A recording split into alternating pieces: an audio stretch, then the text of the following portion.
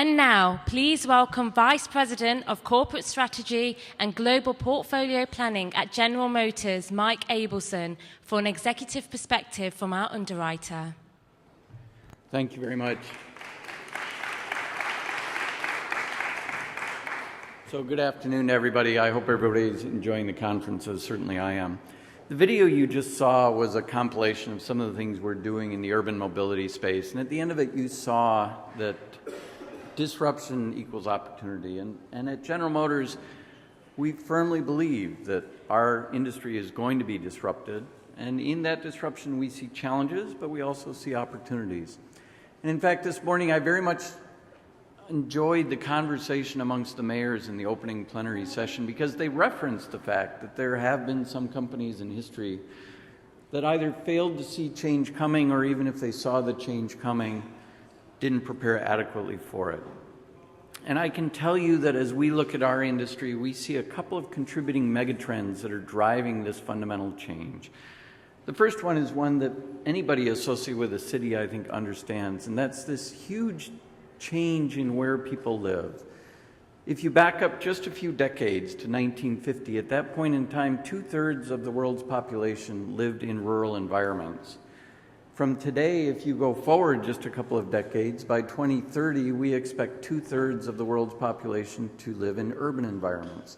And that massive shift from rural environments to so many people in urban environments creates some of the challenges and opportunities and issues that are being discussed here at CityLab. The second megatrend that we see taking place in the industry, as well as across society, is connectivity.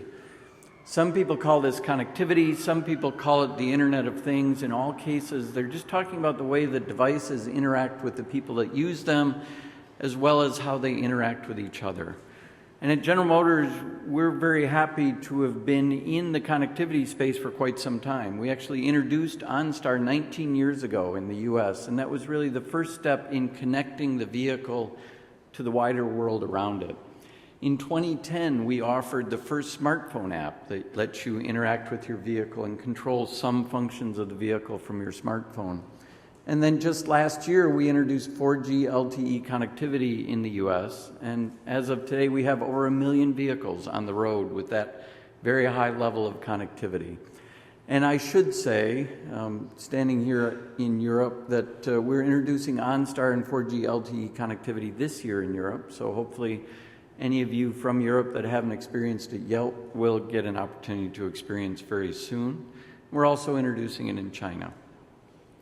So for us in the company, the challenge was we could see this enormous change in where people live. We have our background in connectivity. We obviously have a very deep and profound knowledge in the way the vehicles are engineered. And so our challenge was, how do we take advantage of this and start looking for answers and opportunities in the urban mobility space? So I'm going to talk very briefly about some of the things you saw in the video, which were some of our current programs.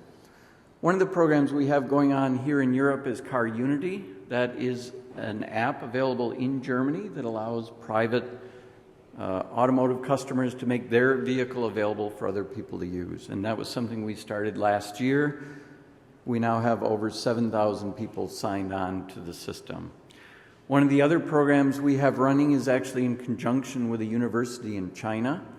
And there we're looking at using vehicles specifically designed, battery electric vehicles that are specifically designed for use in the urban environment, and how those work in campus environments. We also have had a program for running over a year in our technical center in Michigan, where we've been running a car sharing and a bike sharing fleet. And so there we're studying how people in this sort of industrial campus setting with many buildings interact with car sharing and bike sharing. Then a couple of weeks ago, we announced a new program actually in Manhattan, where we make a car-sharing fleet available to the residents of a particular apartment building. The idea here is the fleet is located in a parking structure attached to the apartment building, and as part of the rent that the residents of this apartment building pay, they get 3 hours use of the car-sharing fleet. And if they want to use it longer than the 3 hours, they pay a very nominal rate on a per hour basis beyond that. And it's a program that we've had a very good reception to from the people in New York City. And then finally, perhaps most interesting to some of the mayors in the room, we did announce that in the first quarter of 2016, we will be doing a citywide car-sharing fleet in a city in North America. And assuming that that's successful in the way that we anticipate, we would then be scaling that beyond the single city onto a much larger scale. So again, what we're looking at is running these programs. We want to understand how different customers interact with different vehicles in different environments. We do think we have a lot of experience, especially in the connectivity space. We look forward to continuing the conversation here at the conference, talking about what the potential solutions are to this urban mobility challenge that I think we all face. Thanks very much for your attention.